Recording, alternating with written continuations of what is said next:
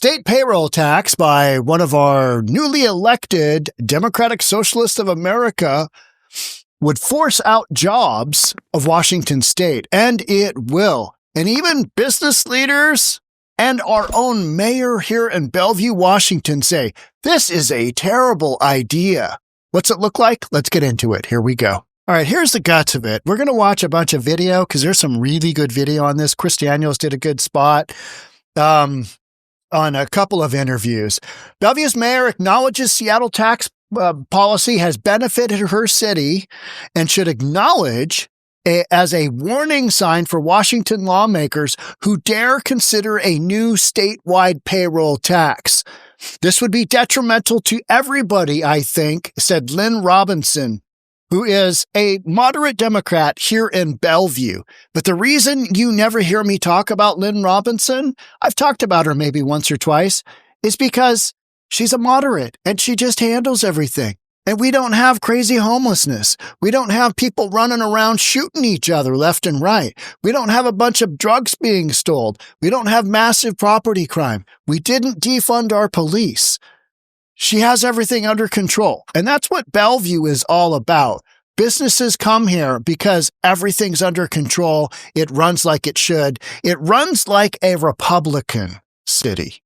Right? You've got this stronghold here in Bellevue where businesses are just piling in. Amazon is piling in. This would be detrimental to everybody, I think, Lynn Robinson said, just 24 hours after State Representative Sean Scott unveiled a bill modeled after Seattle's Jumpstart tax, which pushed Amazon to push people my direction here in Bellevue.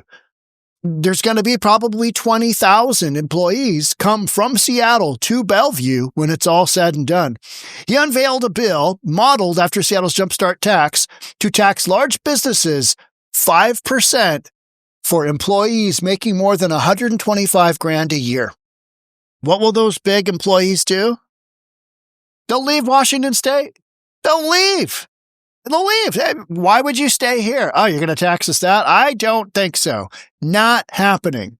Scott says it would generate up to $3 billion a year. God, I hope this doesn't go through.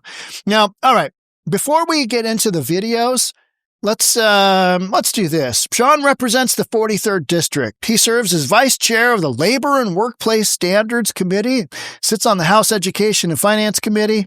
Outside of the legislature, he's a filmmaker, a union organizer. I'm already a no-go, right? An author of the book, whatever. And he's a member of the Seattle Democratic Socialists of America. He's a commie. He's a communist. Straight up communist. All right, we're going to go there. And this is what I'm more upset about, is that you had an opportunity to put Andrea Suarez in office of We Heart Seattle, who does such great work, clearing out the homeless encampments, getting people connected to services, getting rid of garbage, millions and millions of pounds of garbage from Seattle's parks on a volunteer basis with donations. Democratic Socialist has 68% of the votes compared to challenger Andrea Suarez, 31%. So we got this guy, Democratic Socialists of America. We could have had Andrea Suarez, but Andrea's she's too practical. She's too reasonable. Reasonable people just get hosed in Washington state. And instead you put this nut job in office. All right, let's watch some of this video footage. We're going to start off with the Bellevue one. Here we go. You know what? I'm going to go like this so you guys can see the full thing. Let's go with me down here. Here we go. A Washington lawmaker has formally introduced a proposal for a statewide payroll tax that he says would offset federal funding cuts. And now Governor Bob Ferguson says he will not rule out new tax increases to balance the budget. KEMO senior reporter. After we had $9.4 billion of new taxes this last legislative session, $9.4 billion in new taxes, biggest tax hike ever in Washington state. And now we've got nut jobs running around like Democratic Socialists of America, one of our representatives, and a socialist in Seattle as a new mayor. I mean, this is not working. This is not looking good. Chris Daniels first told you about this proposal on Monday. He's live from Bellevue tonight with the newest information. Chris? Yeah, Mary, the state representative Sean Scott is pitching this business tax on the largest employers like the one that was approved in Seattle. And that has helped to attract jobs and business here to Bellevue, where now this city's mayor is warning that the same thing could happen on a state level. The Spring District is an urbanist's dream, a mixed-use residential. My office, I am literally right now sitting 10 blocks away from the Spring District. My office is, I'll show you in a second. And business transit-oriented development on the light rail line with offices for Meta that was developed as Seattle. My office is located literally this is Bell Red Road. This is Northeast 12th right here. This turns into Bell Red Road. I am literally less than half a mile from there. So this is downtown Bellevue skyline, and then here's downtown Seattle, and you got Lake Washington in between it. So Seattle gave big employers a reason to seek Bellevue's greener pastures. We definitely have room to grow. And for Bellevue Mayor Lynn Robinson, it is also a cautionary tale about how Seattle's payroll tax would play out in the rest of the state. This would be detrimental to everybody, I think. It's a corporate payroll tax on annual wages above a $125,000 threshold. Only the largest 1% of Washington corporations will pay this payroll tax. State Rep and Seattle Democrat Sean Scott is pitching the bill that he says would raise up to $3 billion a year for housing, healthcare, and higher education and offset federal. How much are we already spending on this nonsense? We're spending billions of dollars on just a bunch of gibberish nonsense, right? Do we need to spend more? And you're always talking about these federal cuts. The federal cuts that I see are such that, yeah, that makes sense. I'm okay with that. And then you've got a bunch of these, progressives, and Sean Scott is definitely a progressive. Say, well, we need them to pay more. Okay. Those businesses are what has made Washington what it is. Those businesses are what has made Seattle, what has made Bellevue, and they're going from Seattle to Bellevue because of ridiculous ideology like this, because of socialism. And it doesn't work. It's never worked. It's retarded. But hey, let's try it again. It should be fine. Let's just tax big business.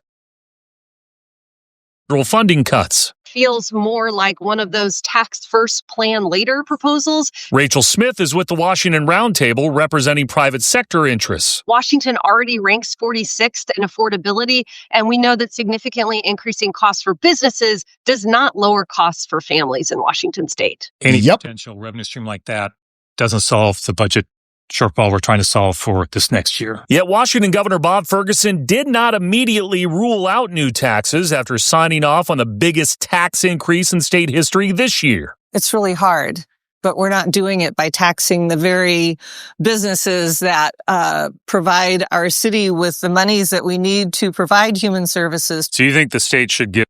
I want you to look at this. That's downtown Bellevue in the backdrop. This is our flagship park. There is no homelessness. There is no drugs. There are no tents. There are no people running around without their shirts and shoes on, chasing each other with knives. None of that. You've got cops Johnny on the spot. I go to this park fairly often. In the summer, it is an epic park. And yet we were only a handful of miles away. You could see with that one picture, we're only a handful of miles away from downtown Seattle. And yet look at this. This is a normal day, and you'll have people playing in the park. You'll have just, kids. Anybody can go there. There's no needles. There's no condoms. The last video I showed you with Andrea Suarez, who lost to Sean Scott, the guy that's doing this nonsense, showed me, in the Dr. Jose Rizal Park, there hypodermic needles used, condoms, prostitutes, drugs. Everything I just described is not here because we have responsible leadership like this person, not like the guy putting this deal together, which is just a terrible idea. Give local control and not try to just cram this down cities' throats. Absolutely. Absolutely. Because, after all, Bellevue's sparkling spring district full of open space just saw Meta decline an option to expand here this week. Perhaps a warning sign ahead of what will be a difficult conversation. So Meta had five sites it's literally half a mile up the road from me here. And they said, you know what? Don't think so. Are they going to move that out of state? I would. With the way things are going, I would. Robinson suggests that about 10,000 jobs have moved or have been impacted since Seattle approved their payroll tax 5 years ago from the west side of the lake to here on the east side of the lake. I also heard from Bellevue's chamber president today who says he doesn't like this idea because Seattle businesses would be credited or exempted from this new bill, and he believes that would level the playing field and would hurt Bellevue. The session begins on January 12th. For now, live in Bellevue, I'm Chris Daniels, Como News. All right. Washington State is... That's you know what? Let's talk about, that's a good channel, Anton. Let's go look at this. Here we go. All right. Here we've got our misguided socialist who, even though he went to the University of Washington, he is really misguided. He wants what he wants and he thinks he can get there, but it's going to have the opposite impact. He is a more articulate and probably, let's go with this, go like that. I think Chris Daniels is center. Yeah, we'll go like this. He is a much more articulate version. He's got the same hairdo as Let's Go Brandon Johnson in Chicago. Let's go here. Early next year. I can hear people already saying, didn't we just raise another $8 or $9 billion in taxes in Washington State? Well, there are some people who I do think look at state spending and maybe have a few qualms about that. And the question that I would ask them is, well, which areas would you prefer that we divest from? We spend most of our money in Washington State on public schools. Maybe you think our public schools have too much money. Maybe you think healthcare is too available. Maybe you'd like to see fewer people be able to access higher education. Maybe you think childcare is actually too accessible. You've got a laundry list of absolute nonsense that can be cut out, but they're social programs. And we're not doing that because this is Washington State. Cut that shit out. And we need to roll back on that. The point is, people are looking to the state legislature for real leadership on supporting our programs. And the fact of the matter is that the corporations that are going to be subject to the tax, which funds the Well Washington Fund, just got a massive tax break to the tunes of billions of dollars via H.R. 1. So they are not going to miss the money. But everyday people of our state will miss the vital services that would have to shutter if we did not protect them with state action. And that's what the Well Washington Fund will do. Is there any other option in your mind? Cutting spending somewhere else in the state budget besides raising new taxes? Well, one of the largest areas of spending that we have in Washington State is actually the Department of Corrections. So I would look in that direction if people are thinking that maybe state largesse is...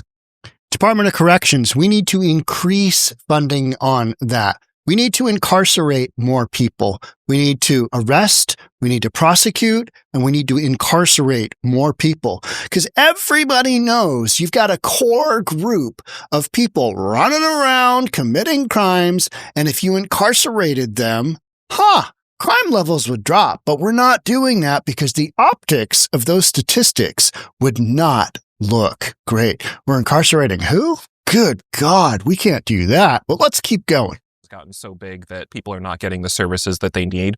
But I suspect, just based off of the results of the most recent capital gains tax referendum, where 2 out of 3 voting Washingtonians elected to continue taxing the rich to fund early learning and childcare, my suspicion is that the public is on our side on this issue. Everyday people working. The public in Washington State is retarded. They are. They keep voting bluer. And it's gonna end up just like California, just like Oregon. We have a taxpayer per IRS data leaving Washington State every half an hour. Where are they going? They're going to Texas. They're going to Florida. They're going to the Carolinas. They're going to Arizona. Going to Nevada. where you have less taxes because of knuckleheads like this guy who is a socialist, Democratic Socialists of America. He wants to tax the rich and feed the poor. Build it and they will come, right? And so that's what you've got. So, you know, you can say all this stuff, but if you're pushing business out, you're not going to have anybody left to tax at the end of the day. And that's exactly what's happened in California. And Washington State is just California light. That's all we are. Seattle is just San Francisco light. That's all it is. It's just burp, burp. And so look to see what's happened in California. A taxpayer leaves California every minute and 43 seconds. So since we've been talking, 8 or 9 Californians have left for lower tax environment states. And they ain't necessarily coming to Washington, right? Because of nonsense like this. But, you know, let's go ahead and give socialism another try because why not?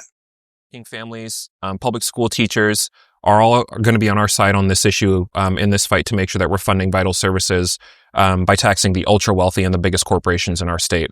So I had a conversation. Who fund the vast majority of programs, whose tax dollars pay for the vast majority of stuff, and you're pushing them out, you numbnut. That's what you're doing. You're pushing out big business. Big business will say, see you later, right? Amazon, Corporate Campus 2.0. Yeah, you know what happened there? It basically ended up in Bellevue because Bellevue doesn't tax big business like that, like Seattle did. And how many people? 10,000 people? Yep, soon to be 20,000 employees from Seattle because it's got a higher tax rate than Bellevue, just a few miles to the east. I mean, this doesn't take a genius to figure out. But these people like Sean Scott, I mean, he's mentally challenged because he doesn't get it. It doesn't want to get it. Just, oh, we're going to do this. Unions are great. For Chris Corey, your colleague on the Republican side of the aisle, he flat out said this is a bad idea. Mm-hmm. Well, what I would point to in this discussion that we'll hopefully get to have with my Republican colleagues. And this is the University of Washington campus, by the way. These are the Japanese cherry blossom trees. They're epic. I've got a video on this channel. I went to University of Washington. I no longer believe in higher education like this, and I am very glad that I dropped out 2/3 of the way through my junior year and just said, UW, here's what I think of you. Colleagues in the House of Representatives is the fact that the Washington Fund, in part, bolsters spending on cash assistance programs. And the fact of the matter is that you see a much higher density of people who rely on supplemental nutrition assistance programs in Republican districts than you do in blue ones. In Mason County, Franklin County, Benton County, other counties that are GOP-led in the state House of Representatives, you see people, rates like 1 in 7, 1 in 6, 1 in 8 people, depending on cash assistance programs like food stamps. So we're fighting for them too. I understand that there's going to be a philosophical difference that some of the GOP leadership has, but I do not think that they want their constituents to starve or to go without access to cash assistance programs. And no, but when you push big business out and you have to layer up somebody with taxes, those people are going to pay. Those people already pay regressive taxes with our gasoline prices, with our cost of living, with our housing costs. They're already paying tippy top because of Democrat policy, because of progressive policy. So whether they're getting SNAP benefits or not, that ain't the real question here. But, let's keep going. And so that's what this bill is going to help fund, and it's going to benefit people whether or not you're in a blue LD or a red one. So he said it today, and you've heard this before from the likes of Microsoft President Brad Smith, that you start taxing businesses more and more, they're just going to move out of state. And we've even seen here in the last few months, Amazon moved jobs out. They've cut jobs in Seattle where a similar tax was put into place. Microsoft has cut jobs. Right. This is just going to be a tax, some would argue, that pushes those businesses out of state. Right. Well, I would say a couple of things in response to that. First and foremost, listen to this. Listen to this spin. correct. Many of those corporations have been shedding jobs because of their investments in AI, which is designed to replace human labor. So let's not act like it was tax policy that compelled companies like Microsoft to shed a lot of jobs when they are investing in technology that is designed to divest from human labor. The second component of that is that I think some of these corporations are... So let's go ahead and throw some big taxes on them and we'll see what they do. You know what I mean? It's like that argument does not make sense. You've got a progression with the way technology goes, and you either follow the way it goes and is going and work with it, or you throw out a big tax like this, and then it's kind of like Starbucks. When the workers of the world, unite, they say, we need to have a minimum wage of $26 paid at Starbucks. And we need a bunch of other ridiculous benefits that pouring coffee doesn't warrant. And then when Starbucks corporate says, oh, you guys unionized? Oh, you guys are requiring a minimum hourly wage of that? Closed. We're going to close your store down. We're closing your store down. So your minimum wage goes from 26 to 0. In Washington state, you're talking about the whole damn state being less desirable for businesses to come to because of ridiculous stuff like this. And they're going to go elsewhere. They're going to go to Texas. They're going to go to Arizona. They're going to go wherever they pay less in taxes and has more of a pro business approach. But hey, let's throw out the tax and we'll just, this should be great. Greatest thing ever. Are very well represented. Their point of view is very well articulated. In Olympia, 6 of the largest corporations in Washington state spent $2.1 million lobbying the state legislature to get their viewpoint heard in the 2025 legislative session. As somebody who represents the 43rd LD, an LD that is 70... He's trying to paint big business in a bad light. So they've got money and they're going to spend it. That's the way the world works, right? And when those businesses leave, your folks that you are claiming to represent on the lower end of the socioeconomic scale, those people will get destroyed. So there's that. As somebody who represents the 43rd LD, an LD that is 73% renter, that has a... Why aren't people able to afford homes? Because of progressive ideology, libtard ideology, layer after layer after layer after layer within Washington state that has driven costs through the roof. Everything that's layered in there is expensive. You've made housing incredibly expensive. Businesses are going to states that have lower taxes, cheaper housing. Look at the CEO and the owner of In-N-Out Burger in California, moving her headquarters to Tennessee because her employees can actually buy homes there on the salaries that she pays them. So when you're talking about 73% or whatever of your district are tenants, the reason they're tenants is because of progressive policy that has driven up the cost of housing. You've restricted that supply, and here you are. So blame yourself for high cost of housing. And everything else, gasoline, everything else is way more expensive. Uber in Seattle, DoorDash in Seattle, restaurants in Seattle, all of them are most in the nation. Not in Washington state, in the nation. And it's because of policy just like this. That's how we get there. So look at yourself first, what you're proposing, because that is what drives up costs. And that is why states like Texas and Florida are crushing it. A lot of working families, teachers, nurses, people who depend on public institutions. I'm much more worried about what would happen if they are displaced or if they decide to leave Washington state because they couldn't get childcare or because funding... They don't pay a massive percentage of the taxes. They don't pay 50, 60% of the taxes, you numbnut. I mean, seriously. You're worried about a teacher leaving? You're worried about a nurse leaving? What kind of economic impact is that going to have on the state? None. And you know what? Those people are already leaving because on a teacher salary, on a whatever salary, you can't afford to live here because of progressive Democrat policy. But hey, let's go ahead and throw another major tax onto corporations and we'll just see what happens. For schools was not where they hoped it would be, or for a variety of other reasons. So I think that those are the people that I center in my policy making. And the third point on that is that, Microsoft and some other big companies got a pretty big tax break earlier this year from the federal government. So I think that they're spoken for at the federal level. And there are a lot of people who are not spoken for here in Washington State. And we're talking about everyday people that are going to really be happy to see something like the Well Washington Fund pass. So even with that argument, I can see some saying, okay, well, we'll give Sean the point of, hey, they got a federal tax break. Right. But in the state of Washington, there's nothing stopping Amazon or Microsoft from shipping those jobs to Washington, D.C. or shipping them to Vancouver, BC, where the tax policy is better. Right. There's also, so far, has been nothing from stopping them from divesting from human labor altogether via AI and data centers, other technology that is designed to replace human labor, which is much more responsible for shedding a lot of those jobs that you're talking about than any tax policy that is passed. So I would ask that we be consistent in some of our scrutiny. Sorry, what?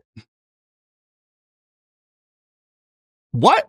What are you talking about? I definitely understand the concern around what we're going to do to make sure that major corporations can continue to do business here. The fact of the matter is that they also benefit from a climate where people are excited to spend their dollars and raise families and send kids to school and go to school in Washington State. The supplemental nutrition assistance. Nobody is excited to live in Washington State after $9.4 billion in new taxes. Nobody. And we got to pay what? How much? What's going on? Yeah. Well, but spin it however you want. People are excited. No, people are excited to move to Oklahoma. Because everything is so much cheaper. You go there, gas is $2.15. Right? Because you don't have this absolutely mentally challenged policy that's driven the cost of gas up, even though former Governor Inslee told us it's just going to be a couple of pennies. Right. And we've got the highest gas prices invariably in the United States because of that policy. This is one more policy that does the opposite of what these folks say it's going to do. But hey, let's try it out. I give it a rip. Let's play ball. We'll just see how it goes.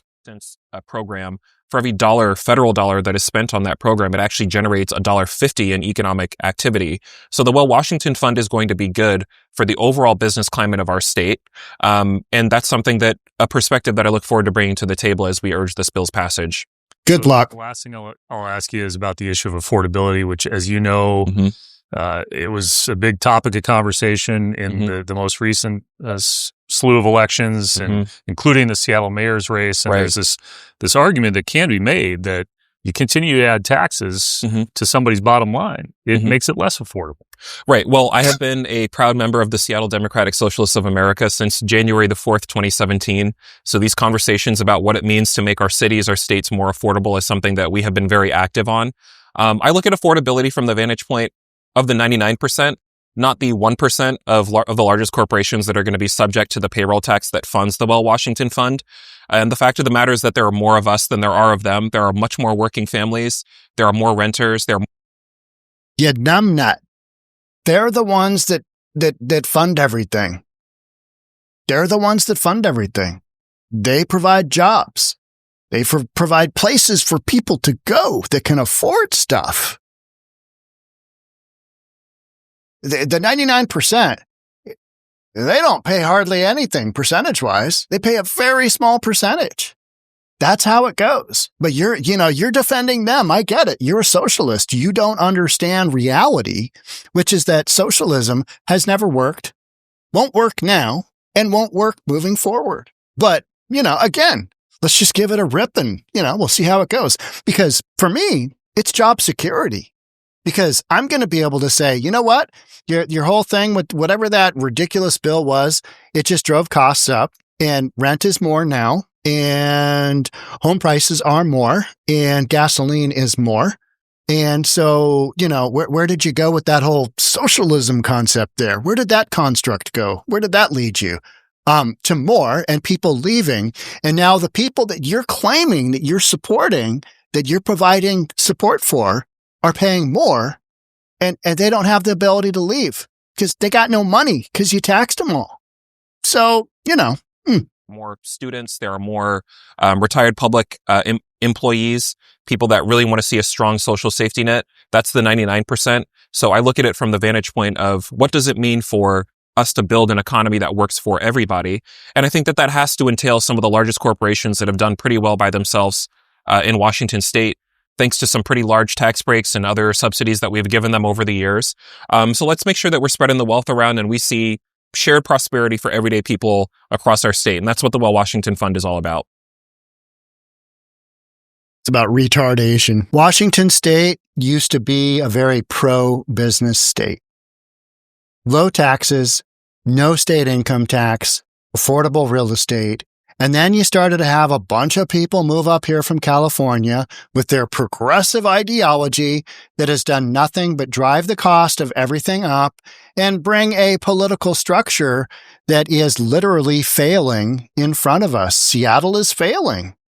Look at all the jobs that have left. Look at all the businesses that have left. And now you start doing this on a state level, same damn impact. State of Texas has a $24 billion budget surplus. They have a massive surplus. You know why?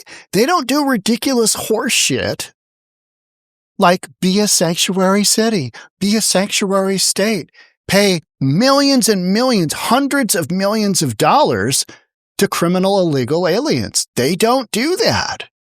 They don't do that. They believe in law and order. Governor of Oklahoma, we're going to not have homelessness because we are going to have a relentless pursuit of the law. It's such basic stuff. But instead, we got Numbnut Boy going, we're going to have businesses. We're going to have them share the wealth. Like, no, you're not. They're going to leave. They're going to take their jobs with them. You're going to have fewer people employed. You're going to reduce that tax base. And the people that are left are going to pay more. And they're going to start paying way more. Kind of like in Illinois, some of those taxpayers have had their taxes doubled from like 10 grand to 19 grand. It's one of my podcasts. I mean, it's basic economic concepts. And yet, these folks don't seem to really understand that. And they come up with these terrible ideas, throw them out there, and it should work because socialism's always worked before, right? Oh, it hasn't? Anywho, podcasts for days, weeks, months, and years. Make sure you're subscribed, hit that notification bell. I'll see you on the next one. Thanks for joining. Bye for now.